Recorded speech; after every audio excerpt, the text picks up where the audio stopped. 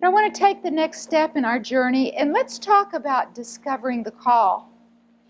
Albert Schweitzer, in his book Out of My Life and Thought, had this thing to say: "One thing I know, the only ones among us who will really be happy are those who have sought and found how to serve." I'm pretty amazed how again and again in the life work of people who transform nations and companies and other groups is this constant theme of the joy of serving. I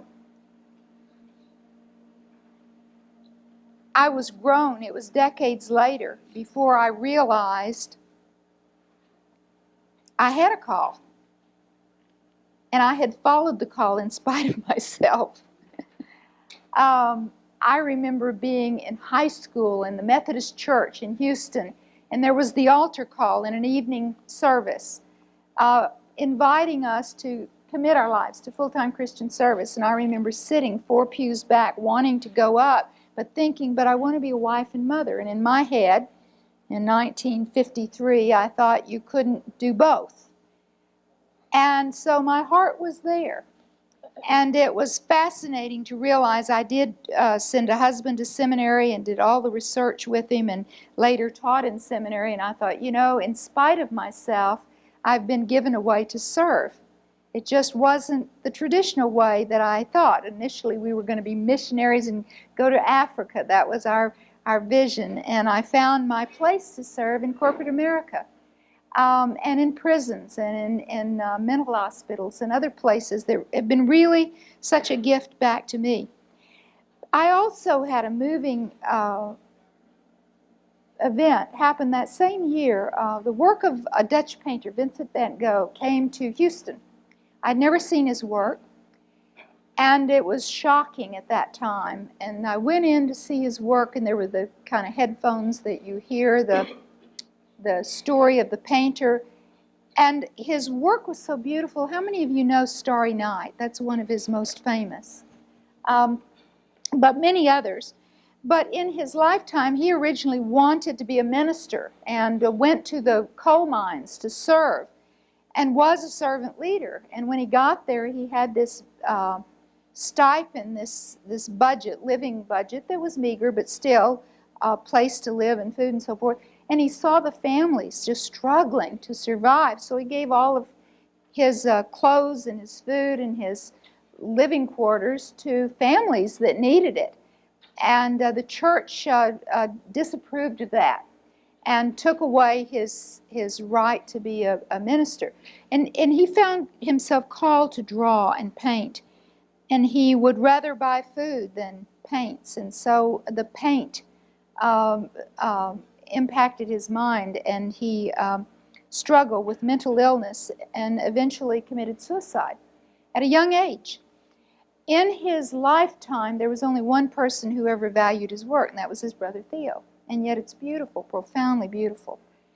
And I wept as I got to the end of that exhibit and realized this man never knew what a brilliant genius he was. No one ever appreciated him except Theo, and he was in such pain over that he killed himself. And it was very clear to me as I left that my call was to recognize genius and celebrate it. And it grew.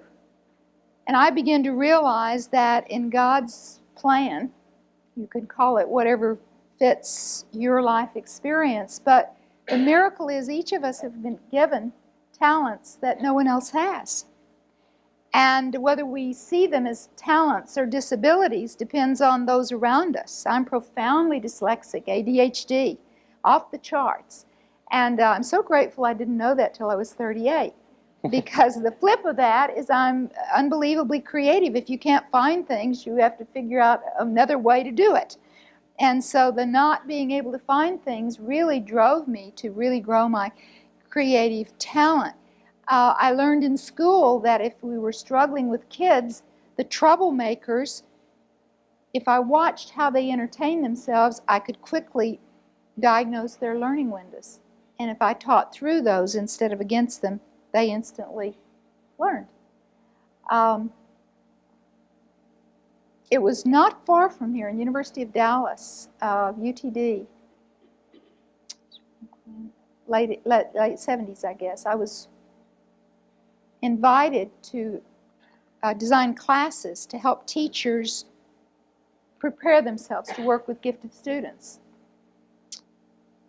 And it seemed to me that there were two qualities that a teacher needed. The most important was to dare to claim your own genius. And that's the most frightening for all of us. We want to believe other people are genius and we'll go help them, be wonderful. But it's real scary to think of ourselves as genius. Someone might think we're arrogant or boastful, or what if we're not and we think we are? I mean, there are all kinds of reasons. And then in society, it's kind of like, if you're so smart, how come you can't spell? You know, I can spell. People just don't know what I'm spelling.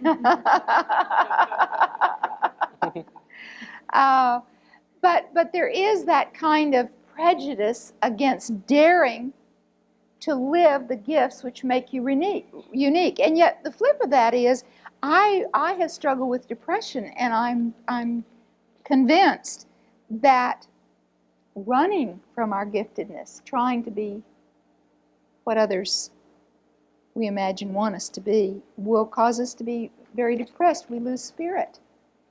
And the gift of life, the challenge of life, is to dare to know who you are and become that.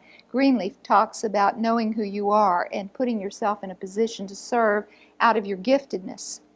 And Greenleaf also talks about learning to neglect busyness, having the courage to not stay busy so you can withdraw to hear your spirit and your calling, so you will put yourself where you need to be instead of trying to do it all. I've learned through counseling that that's part of my dysfunction. I had this grandiose idea that I'm God and the world's going to fall apart if I don't do everything I see that needs to be done, and I just wear myself out.